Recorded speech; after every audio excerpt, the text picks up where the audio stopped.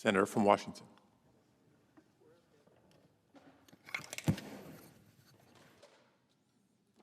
Thank you, Mr. President. And I want to really thank Senators Schumer, Senator Wyden, and Senator Sanders and others for working so hard with me on making sure that our relief bill includes a much-needed raise for our workers. Democrats and Republicans alike have joined together in rightly calling our essential workers heroes and the backbone of our economy.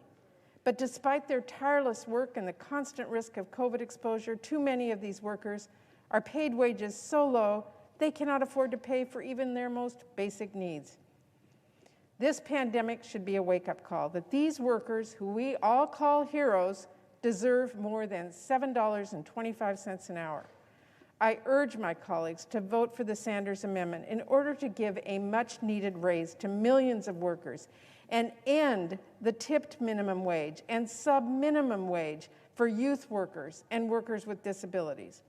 After more than a decade since the last federal minimum wage increase, the tides are turning and there is overwhelming support for Congress to act. So let me be clear, today's vote is just one step in our fight.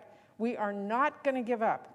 And today we're going to keep working to get this historic bill across the finish line.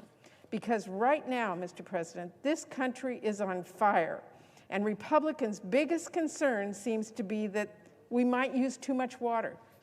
The reality is we are far from doing too much because we will not have done enough until this crisis is over, until families across the nation are safe, and until we rebuild a stronger and fairer country.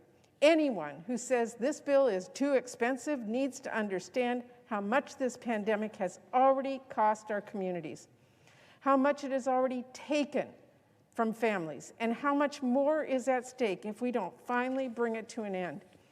They need to listen to public health and healthcare workers who have been straining to test, to contact trace, to vaccinate people across the country, and to grapple with the trauma of fighting this pandemic on the front lines.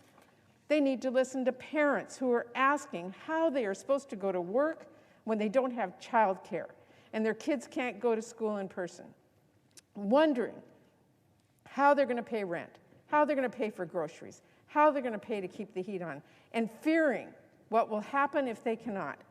They need to listen to students who this pandemic has robbed of critical school resources as well as opportunities to grow and thrive and socialize with their peers. They need to listen to our states and our cities and our tribes and our territories who have seen their budgets upended.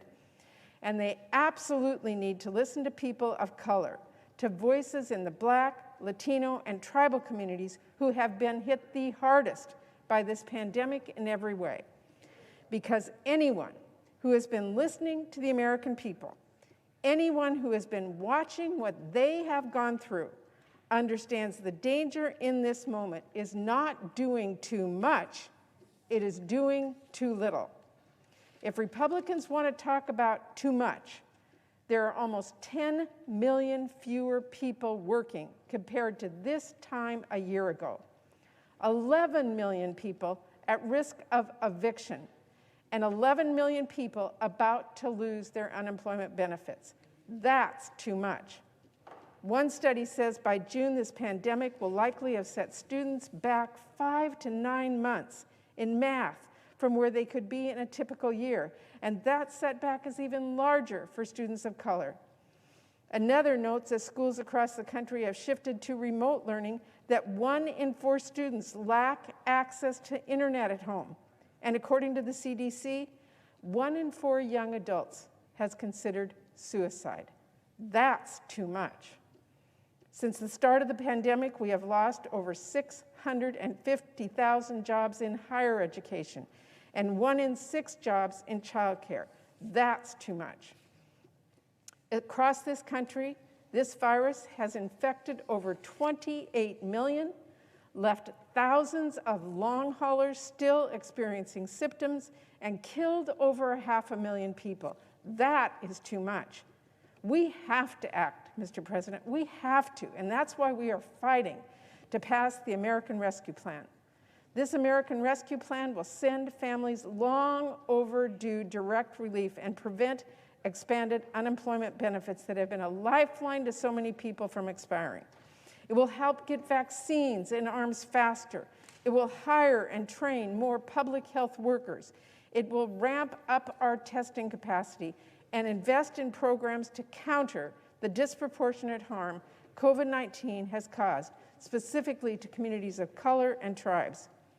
It will expand affordable insurance to more families and give schools much needed resources to help our students get back to classrooms for in-person learning safely. And it will stabilize our struggling childcare sector, which is so critical to helping women and working families get back to work. It will support small businesses and help states keep educators and firefighters and sanitation workers and others on the job. So before my Republican colleagues worry any more about the cost of doing all that, I hope they take a moment to consider the staggering cost of failing to do it. There is a reason bold action like this plan has the support of Republican governors, like Jim Justice in West Virginia, the support of Republican mayors, like Betsy Price in Fort Worth, Texas, or Francis Suarez in Miami, Florida, or David Holt from Oklahoma City. And according to a recent poll, the support of a majority of Republicans. That same poll showed the American people support this package by an overwhelming 3-to-1 margin. People support this American Rescue Plan because the American Rescue Plan supports people, workers, families, communities who know firsthand the loss and hardship of this last year. And because they understand the simple fact that when the house is in flames, you do not argue about how much of the fire to put out, or how much water to use, or how many lives to save. You do whatever it takes until the crisis is over and everyone is safe, and you do it as fast as you can. That's what Democrats are trying to do today. That's what this bill is about. And I urge every single member of the Senate to support it. Thank you, Mr. President, and I yield the floor.